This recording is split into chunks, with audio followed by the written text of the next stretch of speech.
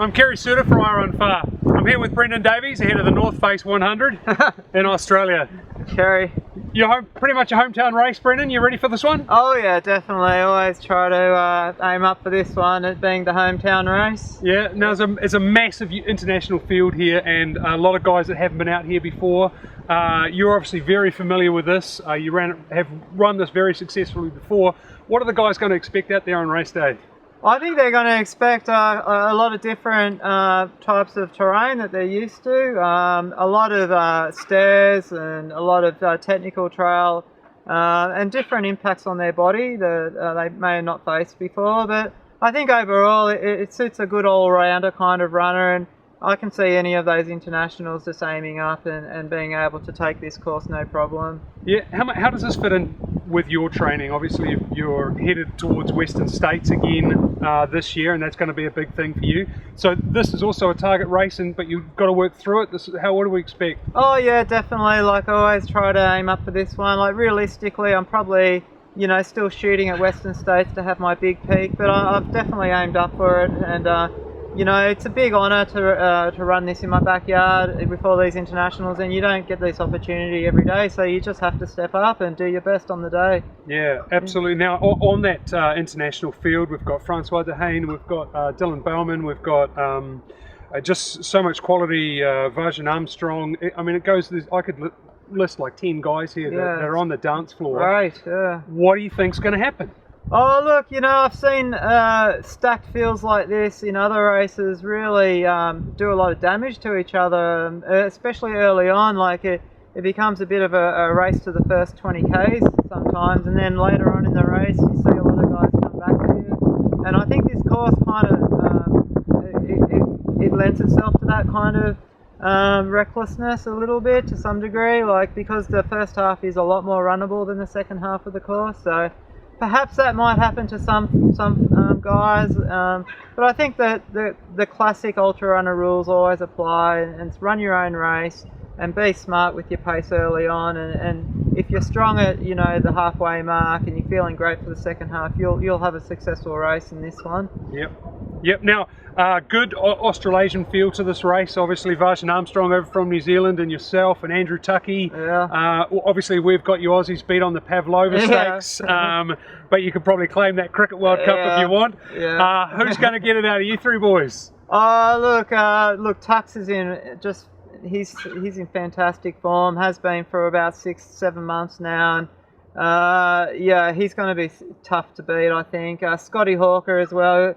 Kiwi, come Aussie, what is he? Who knows? But he's also always in good form. And Vajan and we've just had battles over the years. I think it's like 3-2 my way now. So Vajan, I'm looking out for you this weekend. He's always tough as well, and I think he ran a really quick Boston recently, didn't he? So yeah, he did. Yeah, he's got the pace on his side, and there's a couple of other Aussies that have really stepped up as well. They, will fly up the moon.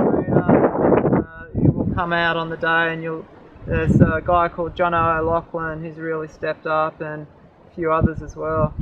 Yeah, now tell me a little bit about a little bit of change in direction for you now. You're doing a lot more coaching and you're helping people out and you're more involved in other runners. How's that fitting in with your life? Yeah. So I've taken leave from my profession and I've taken on coaching as more of a profession now, and I'm really enjoying it. It's given me a new direction with my running as well, and I don't see myself being, on the competitive ultra running scene for a lot longer. So it's like just trying to pave a bit of a direction for my running input into the future. And I've got like 30 or 40 athletes that I've coached in the race on Saturday in the 50 and the 100. And I'm really looking forward to seeing how they go, because I've trained them really well and they're all feeling great. And I get a massive buzz out of seeing them succeed, even more than the buzz I get out of running races myself these days. So to see them cross the finish line and tick off their goals, and knowing that I've had some input in that is a good feeling.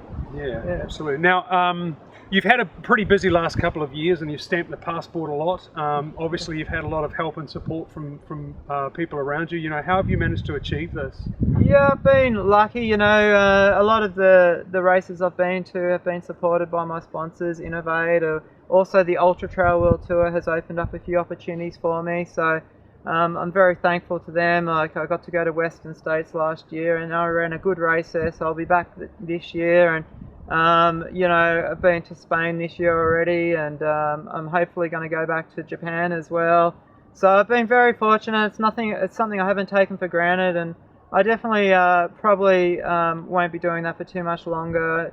Probably going to settle down and focus on maybe 1 or 2 Australian races a year, and just concentrate a little bit more on my coaching, and then let some other people like take those opportunities that I've had, because that's the nature of the sport. You just need to you know, do your bit and then let others come through. Yep. So tell me a little bit then about your motivations to be involved in this at this stage. Is it it's still about, you know, doing the best that you can, or you're out there to have fun? You know, what's your motivation to run this thing? No, I'm still 100% competitor. I'm still looking to, you know, do my best, and I still think I'm running in the peak of my form. There's no doubt about it. My World Championship result last year on the road was just as good as it was 2 years ago, and I'm feeling a lot of fitter and faster, actually, like because I've had a bit more time on my feet with clients and other people I coach. I've had a bit more training this year, so I think what's happened in the ultra trail running world is that the field has become so much stronger. It's like there used to be a small pool of guys that you'd have to look out for. Now there's tens of runners that could, like on Saturday, like you said, there's a massive pool, and you know, so I'm definitely still 100% a competitor, but looking at the future, I'm looking more towards,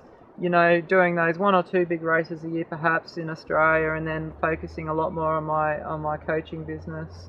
Yeah, trying to get some world champions going, yeah. Some ultra trail winners, and I've got a couple of really good athletes in the development now who could possibly do that in a few years' time. So given that knowledge and understanding you have of ultra running now, and that you're trying to pass it on, what would be the probably the best tip that you can give to people that want to come out and experience something like this, run 100Ks in the Blue Mountains? Oh, look, I think, you know, just take the small steps to getting there in the first place. So don't rush into it.